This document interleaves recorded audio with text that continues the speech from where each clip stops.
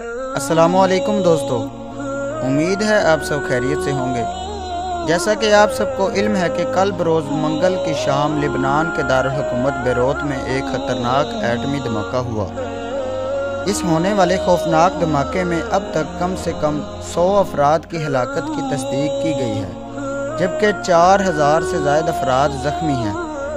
धमाके में शहरी अमलाक को भी शदीद नुकसान पहुँचा है और इसकी आवाज़ पड़ोसी मुल्क कब्रस में भी सुनी गई है। लेबनानी वज़ीर सेहत का कहना है कि कम से कम 78 अफराद हलाक हुए हैं और 4000 से ज़ायद अफराद ज़ख्मी हैं। लेबनानी वज़ीर आज़म ने कहा है कि ये नाकाबिल कबूल है कि गोदाम में 2750 टन अमोनियम नाइट्रेट मौजूद था। इन्होंने अपने ट्विटर अकाउंट पर पैगाम में लिखा कि मैं तब तक चैन से नहीं बैठूंगा जब तक मुझे इस वाक़े के ज़िम्मेदार का ना पता चल जाए, ताकि इसका मुहासबा किया जाए और बहुत सख्त सज़ा दी जाए। इससे कबल लेबनान के सिक्योरिटी चीफ ने कहा था कि यह धमाका उस इलाके में हुआ जहां बहुत बड़ी तादाद में बारूदी मवाद मौजूद था। ज़राए के मुताबिक ये धमाका शहर में बंदरगाह वाले इलाके में हुआ, ताहम इस इलाके की फौरी तौर पर वजूहात सामने नहीं आई। जाए वक़ुआ से सामने आने वाली वीडियोज़ में धमाके से पहले आग और धुएँ के बादल उठते हुए देखे जा सकते हैं। बताया गया है कि अस्पतालों में मरीज़ों की एक बड़ी तादाद पहुंचाई गई है और बहुत सी इमारतें मलबे का ढेर बन गई हैं। एक ऐनी शहाद ने बताया कि वो जहां से भी गुजर रहे थे वहां शीशे और तबाहशुदा इमारतों का मलबा था। बैनुल अक़वामी बरादरी की जानिब से लिबनान में होने वाले धमाके पर तशवीश और अफसोस का इजहार किया है। इब्तदाई तौर पर सामने आने वाली रिपोर्ट्स में वज़ीर दाखिला ने यह ख्याल इजहार किया कि धमाका बंदरगाह पर मौजूद धमाका खेज मवाद के फटने से हुआ। अल अरबिया चैनल को मिलने वाले इतलाआत में बताया गया है कि धमाका हिज़्बुल्लाह के एक असला गोदाम में हुआ है। ये भी कहा जा रहा है कि लिबनान में ईरान का एजेंट हसन नसरुल्लाह, जो इंतहाई ख़तरनाक तंजीम हिज़्बुल्लाह नामी शैतानी जमात का रहनुमा है, इसके ममनुआ हथियारों को जानबूझकर महफूज रखने के लिए बेरूत में शहरियों के बीचों बीच असलहे के गोदाम में रखा था, ताकि वो इन्हें इंसानी डाल बना सके, ताकि वहाँ शहरियों की बड़ी तादाद होने की वजह से गोदाम पर हमला करने का कोई सोच ना सके।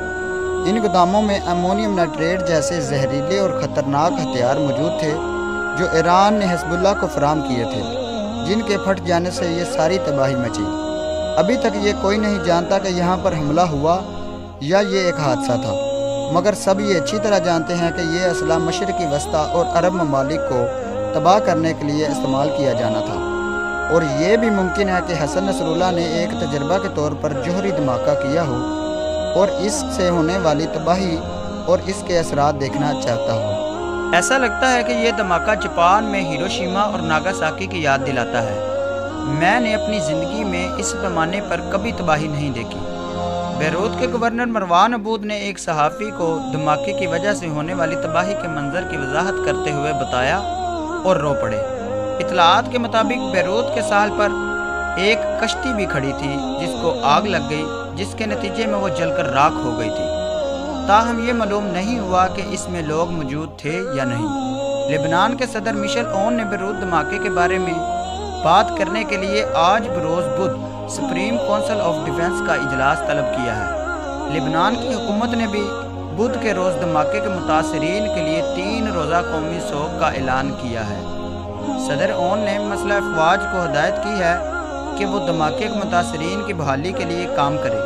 दारुल हुकूमत और मदाफ़ाती इलाकों में सिक्योरिटी पर काबू पाने के लिए मुतासरा इलाकों में गश्त बढ़ा दिया गया है। साथ ही वजारत सेहत ने सरकारी खर्च पर तमाम जख्मियों के इलाज का ऐलान किया है। लिबनान के सरकारी मीडिया के मुताबिक इसराइल इस हमले के पीछे है। लिबनान में मुसलमानों के लिए दुआ करें। हिरोशिमा और नागासाकी के बाद इंसानों पर यह सबसे बड़ा धमाका हो सकता है। अल्लाह पाक से दुआ है कि वो इन मुतासरीन की मदद करे। उजड़ते वक्त बस लम्हे ही लगे जिस शहर को बसाने में ज़माने लगे। बेरूत की 5 सेकंड में तबाही आलीशान इमारतें मलबे के ढेर में तब्दील हो गईं। जब कौमें अल्लाह को भूल जाएं तो फिर उनका मुकद्दर भी उनके अमाल की तरह हो जाता है। कोई दूर नहीं कि अगर हमने खुद को नहीं पहचाना तो पाकिस्तान में भी ये दिन देखने पड़ सकते हैं। आज अगर हम महफूज हैं तो दुआएं दो औलिया अल्लाह, बुजुर्गान इस्लाम, مسجدوں اور خانقاہوں میں موجود اللہ والوں کو کہ جن کی دعاؤں سے آپ خوشیوں بھری محفوظ زندگی گزار رہے ہیں، ورنہ ہمارے اعمال تو اسلام آباد کو بیروت بنانے والے ہیں۔ اللہ ہم سب کو اور پوری امت مسلمہ کو ایسی ناگہانی آفات سے محفوظ رکھے، آمین ثم آمین۔